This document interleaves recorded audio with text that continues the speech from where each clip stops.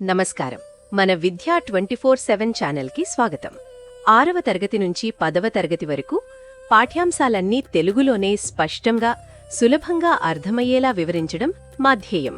School పరీక్షలైనా, final assessments అయినా, SSC board పరీక్షలైనా మీ విజయాలకి కావాల్సిన పూర్తి మార్గదర్శకత ఇక్కడే లభిస్తుంది. ఇక ఈరోజు పాఠంలోకి వెళ్ళిపోదాం. నమస్కారం. మన చుట్టూ రోజూ చాలా డేటా చూస్తూ ఉంటాం కదా.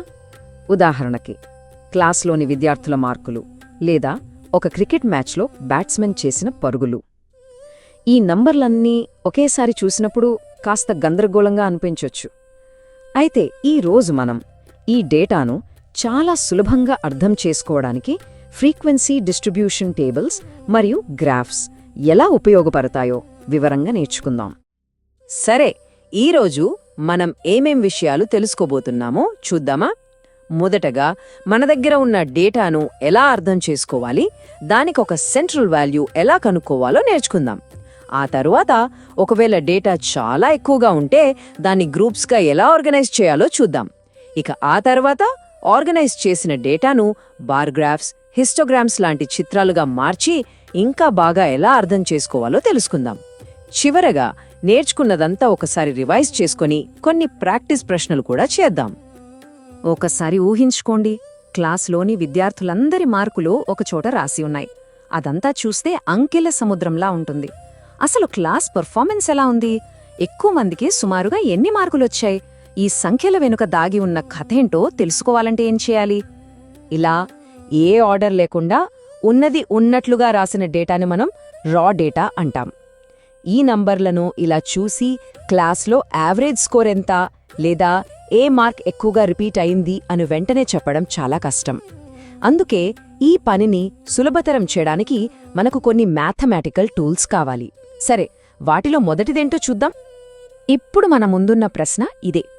ఈ మొత్తం డేటా సెట్కు ప్రతినిధిగా ఒక కెప్టెన్ లాంటి ఒక నంబర్ను మనం ఎలా కనుక్కోవాలి? అంటే ఆ ఒక్క నంబర్ మొత్తం గ్రూప్ని సూచించగలగాలన్నమాట. ఈ సెంట్రల్ వాల్యూని కనుక్కోడాన్నే టెక్నికల్గా మెజర్ ఆఫ్ సెంట్రల్ టెండెన్సీ అని అంటాం. మన మొదటి టూల్ అరిథ్మెటిక్ మీన్. దీని గురించి మనందరికీ తెలిసిందే. దీన్నే మనం సాధారణంగా యావరేజ్ అని పిలుస్తూ ఉంటాం. ఇది చాలా సింపుల్ కాన్సెప్ట్. డేటాలో ఉన్న అన్ని విలువలను కలిపి మొత్తం ఎన్ని విలువలు ఉన్నాయో ఆ సంఖ్యతో భాగిస్తే చాలు. ఇప్పుడు అరిథ్మెటిక్ మీన్ ఎలా క్యాలిక్యులేట్ చేయాలో చూద్దాం. మొదటి స్టెప్లో మన దగ్గర ఉన్న అన్ని మార్కులను కలపాలి. రెండో స్టెప్లో మొత్తం ఎంతమంది విద్యార్థులు ఉన్నారో లెక్కించాలి. ఇక ఆఖరిగా మూడో స్టెప్లో వచ్చిన మొత్తాన్ని విద్యార్థుల సంఖ్యతో భాగిస్తే మనకు అరిథ్మెటిక్ మీన్ వచ్చేస్తుంది. ఒకవేళ మన దగ్గర 510, 515, 498 లాంటి పెద్ద పెద్ద నంబర్లున్నాయనుకోండి, వాటన్నిటినీ కూడాలంటే సమయం ఎక్కువ పడుతుంది, తప్పులు జరిగే అవకాశం కూడా ఉంటుంది. అలాంటి పరిస్థితుల్లో డీవియేషన్ మెథడ్ అనే ఒక స్మార్ట్ షార్ట్కట్ను వాడతాం. ఇది పెద్ద క్యాల్కులేషన్స్ను చాలా ఈజీగా మార్చేస్తుంది. ఈ మెథడ్లో మొదటగా మనం డేటాకు మధ్యలో ఉంటుందనుకున్న ఒక నెంబర్ను ఎస్యూమ్డ్ మీన్ గా, అంటే ఏగా తీసుకుంటాం. ఉదాహరణకు 500 అనుకుందాం. ఇప్పుడు రెండో స్టెప్ ప్రకారం ప్రతి నెంబర్ ఈ 500 కంటే ఎంత ఎక్కువ లేదా తక్కువ ఉందో కనుక్కుంటాం. దాన్నే డీవియేషన్ అంటాం. ఆ డీవియేషన్స్ అన్నింటినీ కూడి వాటి యావరేజ్ కనుక్కొని మనమనుకున్న ఏకి కలిపితే మనకు అసలైన మీన్ వచ్చేస్తుంది. మన రెండవ మెజర్ ఆఫ్ సెంట్రల్ టెండెన్సీ వచ్చేసి మీడియన్. మొత్తం డేటాను ఆరోహణ క్రమంలో, అంటే చిన్న నంబర్ నుండి పెద్ద నంబర్కు అమర్చినప్పుడు సరిగ్గా మధ్యలో ఉండే విలువ ఏదైతే ఉంటుందో దాన్నే మీడియన్ అంటాం. కొన్నిసార్లు డేటాలో చాలా పెద్ద లేదా చాలా చిన్న విలువలు ఉన్నప్పుడు మీన్ కన్నా మీడియన్ మనకు కరెక్ట్ రిప్రజెంటేషన్ ఇస్తుంది. మీడియన్ కనుక్కోవాలంటే కొన్ని స్టెప్స్ ఫాలో అవ్వాలి. First and most important step, డేటాను ఆరోహణ క్రమంలో పెట్టాలి. ఆ తర్వాత డేటాలో బేసి సంఖ్యలో, అంటే ఆడ్ నంబర్ ఆఫ్ వాల్యూస్ ఉంటే మధ్యలో ఉన్న ఒక్క విలువే మన మీడియన్. ఒకవేళ సరి సంఖ్యలో, అంటే ఈవెన్ నంబర్ ఆఫ్ వాల్యూస్ ఉంటే మధ్యలో ఉన్న రెండు విలువల యావరేజ్ను తీసుకుంటే అదే మన మీడియన్ అవుతుంది. ఇక మన మూడవ చివరి measure of central tendency mode. ఇది అన్నింటికంటే చాలా సులభం. డేటాసెట్లో ఏ విలువ అయితే ఎక్కువసార్లు రిపీట్ అవుతుందో అదే మోడ్.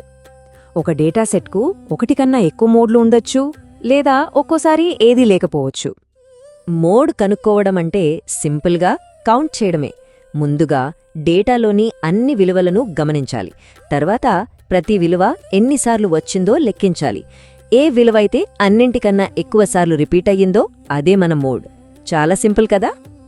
మీన్, మీడియన్ మరియు మోడ్ అనేవి చిన్న డేటా సెట్లకు బాగా పనిచేస్తాయి. కానీ మన దగ్గర వందల కొద్ది విద్యార్థుల మార్కులుంటే పరిస్థితేంటి? అప్పుడు ప్రతి విలువను చూడటం చాలా కష్టం గదా. అలాంటి పెద్ద డేటాను ఆర్గనైజ్ చేయడానికి మనకొక మంచి పద్ధతి కావాలి. ఇప్పుడదేంటో చూద్దాం. ఈ స్లైడ్లో ఉన్న తేడాను చూడండి. ఎడమవైపు అన్గ్రూప్డ్ డేటా ఉంది.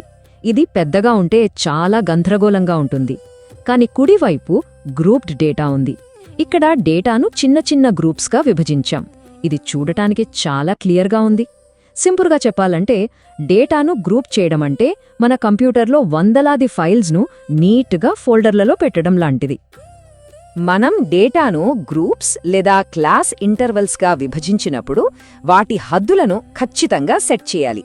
ఉదాహరణకు 10, 19, 20, 29 వీటిని క్లాస్ లిమిట్స్ అంటాం. అయితే ఇక్కడొక సమస్య ఉంది. 19కి 20కి మధ్య 19.5 లాంటి విలువ వస్తే దాన్ని ఎక్కడ వెయ్యాలి? ఈ గ్యాప్ను నివారించడానికి మనం క్లాస్ బౌండరీస్ వాడతాం. అంటే 9.5 19.5, 19.5 29.5 లాగా. దీనివల్ల ప్రతి డేటా పాయింట్కి ఒక చోటుంటుంది. సరే, ఇప్పుడు డేటా కోసం మన ఫైలింగ్ క్యాబినెట్ అంటే గ్రూప్డ్ ఫ్రీక్వెన్సీ డిస్ట్రిబ్యూషన్ టేబుల్ను ఎలా నిర్మించాలో చూద్దాం. ఈ స్లైడ్లో ఉన్న స్టెప్స్ ఫాలో అయితే చాలు. ముందుగా డేటా యొక్క రేంజ్ కనుక్కోవాలి. తర్వాత ఎన్ని గ్రూప్స్ కావాలో నిర్ణయించుకుని ప్రతి గ్రూప్ వెడల్పును సెట్ చేయాలి. ఆ తర్వాత టాలీ మార్క్స్ ఉపయోగించి ప్రతి గ్రూప్లో ఎన్ని విలువలున్నాయో లెక్కించాలి. పూర్తి చేసిన తర్వాత మన టేబుల్ ఇలా కనిపిస్తుంది. మొదటి కాలంలో క్లాస్ ఇంటర్వల్స్ అంటే మార్కుల గ్రూప్స్ ఉన్నాయి. రెండో కాలంలో టాలీ మార్క్స్, మూడవ కాలంలో ఫ్రీక్వెన్సీ అంటే ఆ గ్రూప్లో ఎంతమంది విద్యార్థులు ఉన్నారో ఆ సంఖ్య ఉంది. చూసారా? ఇందాక గందరగోళంగా ఉన్న నంబర్లన్నీ ఇప్పుడు ఎంత నీట్గా ఒక టేబుల్లో అమరిపోయాయో. కొన్నిసార్లు 30 మార్కుల కన్నా తక్కువ ఎంతమందికి వచ్చాయి లాంటి ప్రశ్నలకు మనకు సమాధానం కావాల్సి వస్తుంది. అప్పుడే క్యుమ్యులేటివ్ ఫ్రీక్వెన్సీ ఉపయోగపడుతుంది. ఇది ఒక రన్నింగ్ టోటల్ లాంటిది. అంటే ఒక గ్రూప్ యొక్క ఫ్రీక్వెన్సీకి దానికన్నా ముందున్న అన్ని గ్రూపుల ఫ్రీక్వెన్సీలను కలుపుకుంటూ వెళ్లడమే. మన డేటా ఇప్పుడు టేబుల్స్లో చక్కగా ఆర్గనైజ్ అయ్యింది. కానీ ఒక విషయం గుర్తుంచుకోండి, మన మెదడు అంకెల కన్నా చిత్రాలను చాలా త్వరగా అర్థం చేసుకుంటుంది. కాబట్టి మన టేబుల్స్ను మరింత సులభంగా అర్థం చేసుకోవడానికి వాటిని చిత్రాలుగా అంటే గ్రాఫులుగా ఎలా మార్చాలో ఇప్పుడు చూద్దాం. క్రికెట్, ఫుట్బాల్, టెన్నిస్ లాంటి వేర్వేరు కేటగిరీలో ఉన్న డేటా కోసం మనం బార్ గ్రాఫ్ను ఉపయోగించవచ్చు. ఇక్కడ ఎక్స్ యాక్సిస్ మీద కేటగిరీలో, వై యాక్సిస్ మీద ఫ్రీక్వెన్సీ ఉంటాయి. ముఖ్యంగా గమనించాల్సిందేంటంటే ఈ బార్ల మధ్య ఖాళీలుంటాయి. ఇవి ప్రతి కేటగిరీ వేర్వేరు అని చూపిస్తాయి. మనం ఇందాక తయారు చేసిన గ్రూప్డ్ డేటా కోసం సరైన విజువల్ టూల్ హిస్టోగ్రామ్. ఇది బార్ గ్రాఫ్ లాగే కనిపిస్తుంది, కానీ ఒక చాలా ముఖ్యమైన తేడా ఉంది. ఇక్కడ బార్ల మధ్య ఖాళీలుండవు. ఎందుకంటే 0, 9, 10, 19 లాంటి డేటా నిరంతరంగా ఉంటుంది. హిస్టోగ్రామ్ ఒక నగరం యొక్క స్కైలైన్ లాంటిది. ప్రతి భవనం ఒక గ్రూప్ యొక్క ఫ్రీక్వెన్సీని సూచిస్తుంది. ఒక హిస్టోగ్రామ్ను ఎలా గీయాలో ఈ స్టెప్స్ చూడండి. మొదట ఎక్స్ మరియు వై యాక్సిస్ గీయాలి. ఎక్స్ యాక్సిస్ మీద క్లాస్ బౌండరీస్ని మార్క్ చేయాలి. అప్పుడే గ్యాప్స్ ఉండవు. వై యాక్సిస్ మీద ఫ్రీక్వెన్సీని మార్క్ చేయాలి. ఆ తర్వాత ప్రతి క్లాస్ ఇంటర్వెల్కు దాని ఫ్రీక్వెన్సీకి సమానమైన ఎత్తుతో ఒక రెక్టాంగిల్ గీయాలి. అన్ని రెక్టాంగిల్స్ ఒకదానికొకటి ఆనుకుని ఉండాలి. అది చాలా ముఖ్యం. హిస్టోగ్రామ్స్లో కొన్ని ప్రత్యేకతలు కూడా ఉన్నాయి. ఒకవేళ క్లాస్ ఇంటర్వల్స్ వెడల్పు సమానంగా లేకపోతే మనం వేర్వేరు వెడల్పున్న బార్లతో కూడా హిస్టోగ్రామ్ గీయవచ్చు. అలాగే క్లాస్ బౌండరీస్ బదులుగా క్లాస్ మార్క్స్ అంటే ప్రతి ఇంటర్వల్ యొక్క మిడ్ పాయింట్స్ను ఎక్స్ యాక్సిస్ మీద ఉపయోగించి కూడా హిస్టోగ్రామ్ గీయవచ్చు. హిస్టోగ్రామ్స్ మనకు డేటాను బిల్డింగ్ బ్లాక్స్ లాగా చూపిస్తాయి. కానీ మనం ఆ డేటా యొక్క ఫ్లో లేదా ట్రెండ్ను ఒక లైన్ లాగా ఇంకా స్పష్టంగా చూడాలనుకుంటే అప్పుడు ఆ బ్లాక్స్ యొక్క పైభాగాలను కలుపుతూ ఒక లైన్ గీయచ్చు. అవేంటో ఇప్పుడు చూద్దాం. ఒక ఫ్రీక్వెన్సీ పాలిగాన్ అనేది ఒక లైన్ గ్రాఫ్. దీనిని మనం హిస్టోగ్రామ్లోని ప్రతి రెక్టాంగిల్ యొక్క పైభాగం మధ్యలో ఒక పాయింట్ పెట్టి ఆ పాయింట్లన్నింటినీ సరళ రేఖలతో కలపడం ద్వారా గీస్తాం. ఇది డేటా డిస్ట్రిబ్యూషన్ యొక్క ఆకారాన్ని ఒక పర్వత శ్రేణిలా చూపిస్తుంది. మనం హిస్టోగ్రామ్ను ఒక పాలిగాన్గా ఎలా మార్చవచ్చో ఈ స్టెప్స్ చూపిస్తున్నాయి. ముందుగా హిస్టోగ్రామ్ గీసి ప్రతి రెక్టాంగిల్ పైన మిడ్ పాయింట్ను మార్క్ చేయాలి. మొదటి చివరి రెక్టాంగిల్స్కు ముందు తరువాత కూడా ఎక్స్ యాక్సిస్ మీద 0 ఫ్రీక్వెన్సీతో పాయింట్స్ పెట్టి ఈ పాయింట్లన్నింటినీ స్కేల్తో కలిపితే మనకు ఫ్రీక్వెన్సీ పాలిగాన్ వచ్చేస్తుంది. ఇక్కడొక ఆసక్తికరమైన విషయముంది. ఫ్రీక్వెన్సీ పాలిగాన్ గీయడానికి మనకు ప్రతిసారీ హిస్టోగ్రామ్ అవసరం లేదు. మనం నేరుగా మన ఫ్రీక్వెన్సీ టేబుల్ నుండి క్లాస్ మార్క్స్ అంటే మిడ్ పాయింట్స్ను ఎక్స్ యాక్సిస్ మీద, ఫ్రీక్వెన్సీస్ను వై యాక్సిస్ మీద ప్లాట్ చేసి ఆ పాయింట్స్ను కలిపినా కూడా అదే పాలిగాన్ వస్తుంది. ఇదొక షార్ట్కట్ అన్నమాట. ఒక ఫ్రీక్వెన్సీ పాలిగాన్లో షార్ప్ కార్నర్స్ ఉంటాయి. ఆ మూలలను మనం చేతితో సున్నితంగా నునుపుగా కలిపితే మనకు ఒక ఫ్రీక్వెన్సీ కర్వ్ వస్తుంది. ఇది డేటా యొక్క ఓవరాల్ ట్రెండ్ను మరింత స్పష్టంగా ఒక స్మూత్ వేవ్ లాగా చూపిస్తుంది. చివరగా మనమిందాక నేర్చుకున్న క్యూమ్యులేటివ్ ఫ్రీక్వెన్సీని కూడా గ్రాఫ్ చేయవచ్చు. దాని ఫలితంగా వచ్చే వక్రరేఖను ఓజైవ్ అంటారు. స్క్రీన్ మీద మీరు చూస్తున్నది లెస్ దాన్ ఓజైవ్. దీనికోసం అప్పర్ క్లాస్ బౌండరీస్ని ఎక్స్ యాక్సిస్ మీద, క్యూమ్యులేటివ్ ఫ్రీక్వెన్సీస్ని వై యాక్సిస్ మీద ప్లాట్ చేస్తాం. ఈ గ్రాఫ్ మీడియన్ను కనుగొనడానికి కూడా చాలా ఉపయోగపడుతుంది. ఇప్పటి వరకు మనం డేటాను విశ్లేషించడానికి ఒక పూర్తి టూల్ కిట్ను నేర్చుకున్నాం.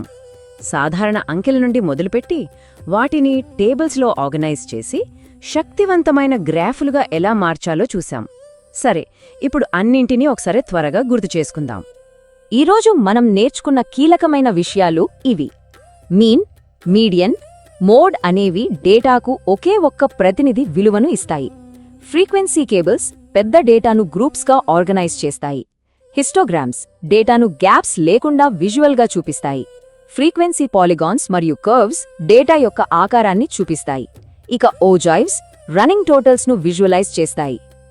సరే, ఇప్పుడు మీ వంతు. ఇక్కడ ఒక ప్రాక్టీస్ సమస్య ఉంది. 30 మంది విద్యార్థుల మార్కులు ఇచ్చారు. ఈ వీడియోను ఇక్కడ పాజ్ చేసి ఈ డేటాతో ఒక ఫ్రీక్వెన్సీ టేబుల్ తయారు చేసి దానికి హిస్టోగ్రామ్ గీయడానికి ప్రయత్నించండి. మీరందరూ ప్రయత్నించారనే అనుకుంటున్నాను. సరే, ఇక్కడ ఫ్రీక్వెన్సీ టేబుల్కి పరిష్కారం ఉంది.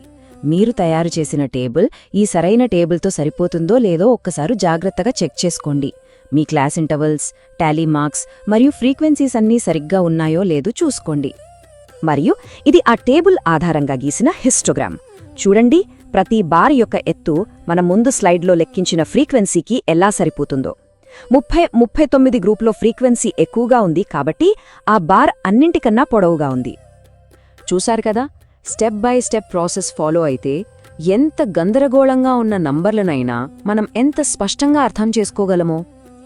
ఇప్పుడు మీరు నేర్చుకున్న ఈ టెక్నిక్స్ను ఉపయోగించి మీ చుట్టూ ఉన్న డేటాను, ఉదాహరణకు గత నెల రోజుల టెంపరేచర్ను లేదా మీ ఫేవరెట్ క్రికెట్ ప్లేయర్ స్కోర్లను ఎలా ఆర్గనైజ్ చేసి విజువలైజ్ చేస్తారు?